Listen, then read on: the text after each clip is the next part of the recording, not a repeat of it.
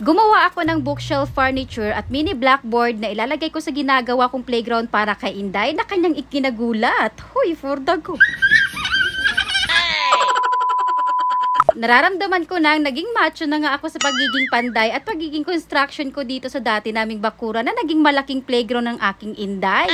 Playground update, unti-unti na namang nadagdagan ng gamit niya dito. Dahil gagawa na naman nga ako ng isang DIY furniture toys na lalagyan ni Inday ng mga learning books. Pero bago ako gumawa, ay binuksan muna namin itong in-order naming season na idadagdag ko rito. Napili ko ngang design itong giraffe, mas colorful siya sa mata kong titignan. Kasabay itong Lego blocks na may table set with chair. Bago kasi sumapit ang kaarawan niya, ay gusto ko matapos ko na ito at marami na akong malagay ng mga gamit sa kanyang playground. Dahil ito na nga ang pinakaregalo namin kay Inday. Huy! Dahan-dahan na rin nga namin sinet up ni Papa Boy at hindi pa alam ni Inday na may panibago na naman nga siyang surprise toys niyang makikita. Inayos ko na rin nga itong mga Lego kung saan ilalagay para mamaya pag nakita nga niya ay ready to play na lang ang prinsesa. Nang napwesto ko na ay tatawagin ko na nga ang Inday at ganito nga ang kanyang reaksyon. Surprise again? Yeah. Mask muna! 3, remove your mask!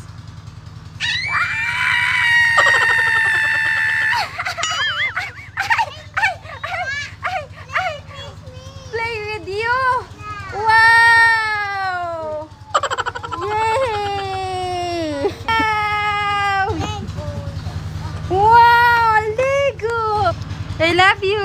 Ikaw pixing mo? Ha? Pixing mo? Yes po! Pixing mama! Bandang hapon ay lalabas na naman nga ang aking pagiging architect. Gagawa naman nga ako ng toys furniture na paglalagyan ng mga booklet ni Inday. Gamit ang tabla, lagari at iba pa. Sa kakatabas ko nga ng kahoy, pakiramdam ko, lumalaki na nga ang braso ko at nagkakaroon na nga ako ng tinapay. Huy, for the go! Gagawa nga muna ako ng pundasyon magkabilaan at ini-imagine ko kung paano ang design na aking gagawin rito. Tapos kumuha nga ako ng plywood at sinukat ko muna ito bago pagtatabasin. Nakakangawit nga lang ng very light sa paglalagari dahil wala kaming pamputol ng kahoy pero laban lang, for the go. Na nakapag-shape na nga ako ng plywood ay hinanda ko na rin nga itong aking gagamitin para ipako na ang tabla dito sa plywood. Hindi ko na rin nga makita ang malaki naming martilyo kaya nagtitiis nga lang ako dito sa maliit. Ay da! Nang napako ko na, ay ganito naman nga ang magiging itsura niya. Lalagari naman nga ako ng kahoy na gagawing pundasyon sa ilalim. Tapos another cut ng mga tabla para naman dito sa i-divider ko. At may nabasa din nga akong comment na masyadong namamahalan daw siya sa budget na ginagawa ko. For me, kabaliktaran naman sa akin dahil mas napapamura ako kaysa umorder na ng gawa na. Unang-una sa tao pa lang nang gagawa ay wala na nga akong bayarin kundi mga kahoy na lang at iba pa mga kaaniktikan design na ilalagay ko rito. Kanya-kanya po tayong mga instinct. Huy! Pero kung saan kayo sa tingin nyo mas makakamura, ay support ko kayong mga me. Fashion ko lang din talaga siguro itong magdi-DIY nga ng mga bagay na sa tingin ko'y kaya kong gawin. Ay for the go! Ngayon ay gagawa naman nga ako ng blackboard ni Inday kung saan siya makapagsulat. Gastos ko dito ay 165 pesos. Dito pa lang nga sa kahoy na dinivide ko into 4. Ipapako ko lang nga ito para makabuo nga ako ng pundasyon. Sa plywood naman ay kumuha nga lang ako ng sobra sa ginagawa kong bookshelf ni Inday. Tapos may sobra pa nga akong pinagputulang wood panel na nilagay ko noon sa door namin. Magdagdag nga lang ako dito ng kaunti. At pinakinis ko na nga muna hanggang sa mabuo ko na nga itong mini blackboard niya. But wait, hindi pa ito tapos. Add lang nga ako ng pintura sa corner nito para mas lumitaw nga ang ganda niya. Ay da, for the go.